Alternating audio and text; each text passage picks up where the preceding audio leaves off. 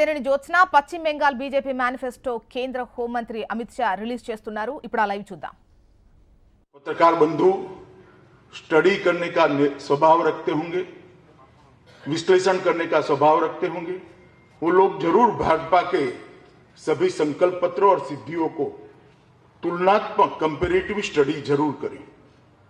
हमने ये पूरी प्रक्रिया को एक गंभीरता प्रदान की है, हमने ये पूरी प्रक्रिया को एक ऊंचाई प्रदान करी है और इसीलिए घोषणा पत्र की जगह हमने संकल्प पत्र नाम देना उचित कहा है, क्योंकि एक संकल्प है पार्टी का कि आगे हम कैसे सोनार बांग्ला बनाएंगे, आगे पश्चिम बंगाल की जनता की अपेक्षाओं को हम किस तरह से इसकी पूर्ति करेंगे। ये सिर्फ घोषणा नहीं है, ये संकल्प है दुनिया के सबसे बड़े दल का। ये संकल्प है एक संगठन के आधार पर चलने वाली पार्टी का। ये संकल्प है देश में 16 से ज्यादा राज्यों में जिसकी सरकार है वो पार्टी का। ये संकल्प है जिसकी पूर्ण बहुमत की सरकार 2 बार लगातार 30 साल के अस्थायी काल के बाद भारत में बनी है, उस पार्टी का ये संकल्प है। इसलिए हमारे लिए ये संकल्प पत्र बहुत महत्वपूर्ण है। जैसे हमारे प्रदेश अध्यक्ष जी ने आपको बताया, इसके लिए हमने बंगाल के जन जन तक पहुंचने का प्रयास किया है।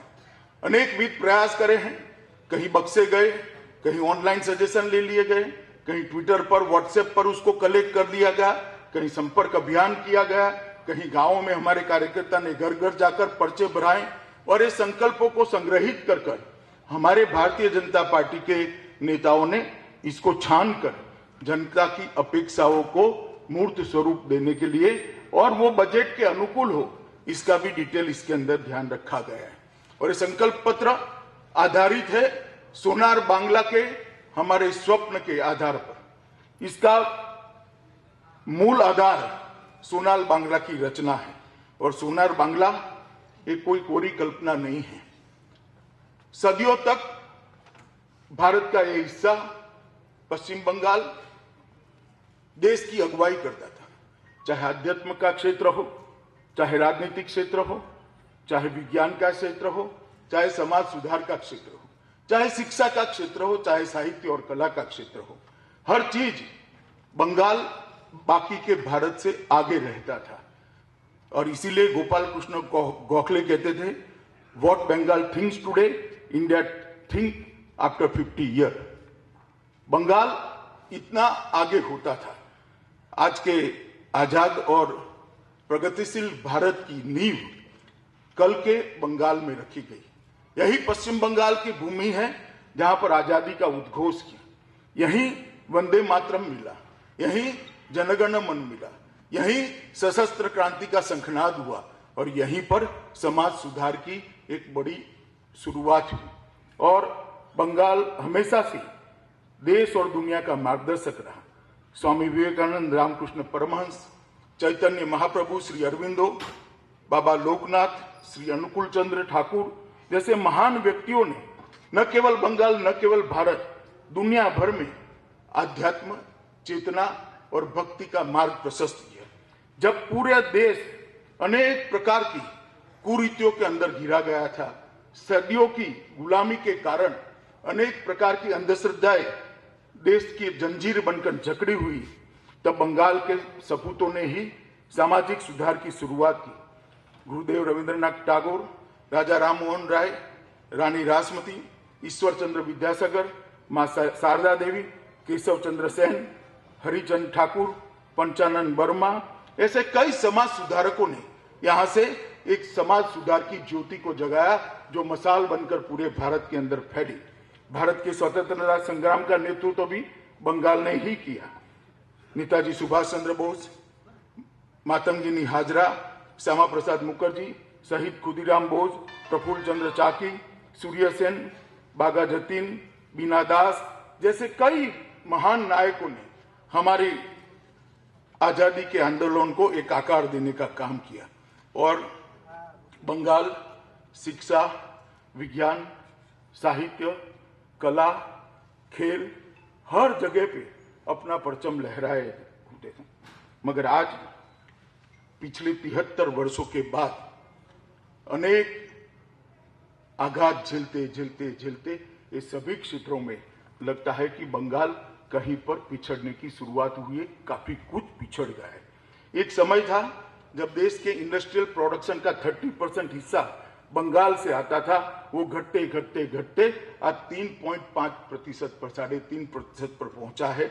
और इसका कारण 73 वर्षों का कुशासन है और विशेषकर 67 से लेकर आज तक लेफ्ट का शासन और ममता दीदी का शासन, ये इसका परिणाम है। जो बंगाल महिलाओं के अधिकार के लिए यहीं से देश भर में एक नया संदेश भेजती थी, आज महिलाओं के लिए सबसे असुरक्षित राज्यों में से एक राज्य बंगाल है। वर्षों की निष्क्रियता ने युवाओं के स्वप्न को भंग किया है। वर्षों की निष्क्रियता ने रोजगार की सृजन को, इसकी जंजीर, इसकी लड़ी को तोड़ने का काम किया है। और आज ईश्वर चंद्र विद्यासागर और विवेकानंद की भूमि पर युवा निराश होकर घूमता है। पिछले 10 वर्ष में बंगाल के अंदर तृणमूल कांग्रेस के कुशासन ने एक काले अध्याय की शुरुआत की है और सभी दृष्टि से चारों ओर निराशा व्याप्त हुई है। 10 वर्ष में ममता बनर्जी ने, यहाँ की मुख्यमंत्री जी ने अपनी वोट बैंक के लिए तुष्टीकरण की राजनीति को चरम सीमा पर पहुंचाया है। देश की सुरक्षा, देश के अंदर घुसपैठ और गायों की तस्करी जैसे संवेदनशील विषयों को भी उन्होंने वोट बैंक की राजनीति के साथ जोड़कर देखा है। बंगाल के परंपरागत उत्सव को भी वोट की राजनीति के साथ जोड़कर देखा है। पिछले 10 वर्षों में ममता जी ने सफलतापूर्वक 3 ही काम किए हैं। पहला काम है एडमिनिस्ट्रेशन का पूर्ण पॉलिटिजाइजेशन, राजनीतिकरण कर दिया, पूरे एडमिनिस्ट्रेशन का राजनीतिकरण करा, पॉलिटिक्स का क्रिमिनलाइजेशन कर दिया और करप्शन को इंस्टीट्यूशनलाइज करने का काम ममता बनर्जी की सरकार ने किया। आज घुसपैठिए बेरोक टोक अंदर आ रहे हैं। 70 साल से जो शरणार्थी यहाँ आए हैं वो अपनी नागरिकता कब मिलेगी वो राह देख रहे हैं, मगर बंगाल सरकार और बंगाल की मुख्यमंत्री उनको नागरिकता देने का नहीं, इसका विरोध करने का ऐलान करती है। सारे त्योहार मनाने के लिए कोर्ट को अप्रोच करना पड़ता है। 3 शिक्षक जो कहते हैं हमें उर्दू माध्यम की स्कूल नहीं चाहिए, बंगाली माध्यम की स्कूल चाहिए, उनको गोलियों से भून दिया जाता है, उनके पोस्टमार्टम तक नहीं होते। राजनीतिक हिंसा परम सीमा तक पहुंची है। पंचायत के चुनाव बंगाल की जनता ने देखे हैं, ना आप वोट डाल पाए, ना प्रत्याशी बन पाए, ना अपना प्रतिनिधि चुन पाए। 130 से ज्यादा भारतीय जनता पार्टी के कार्यकर्ताओं की हत्या हुई है और राजनीतिक हिंसा पीक पर है। मित्रों, 67 से यहां ऐसी सरकारें रही जिन्होंने केंद्र के साथ लड़ाई करने का काम किया है। हमारे फेडरल स्ट्रक्चर में मतभेद का तो स्थान है, मनभेद का स्थान नहीं है। हमारे फेडरल स्ट्रक्चर में इश्यू बेस्ड विरोध तो है मगर अंधा विरोध नहीं है। हमारे फेडरल स्ट्रक्चर में राज्य और केंद्र दोनों एक दूसरे के पूरक होकर राज्यों का विकास करे और पूरे राज्यों का विकास मिलकर भारत का विकास हो, ये हमारे फेडरल स्ट्रक्चर की कल्पना है। मगर బెంగాల్లో బీజేపీ మేనిఫెస్టో రిలీజ్ చేశారు అమిత్ షా। ఈ నేపథ్యంలో సోనార్ బంగ్లానే మా లక్ష్యం, అదేవిధంగా రైతులకు ఉద్యోగాల కల్పనకు సంబంధించి ఇందులో ప్రముఖంగా హామీలు ఇవ్వడం జరిగింది। ప్రతి ఒక్క హామీని మేము నెరవేరుస్తాము అని చెప్పేసి అంటున్నారు।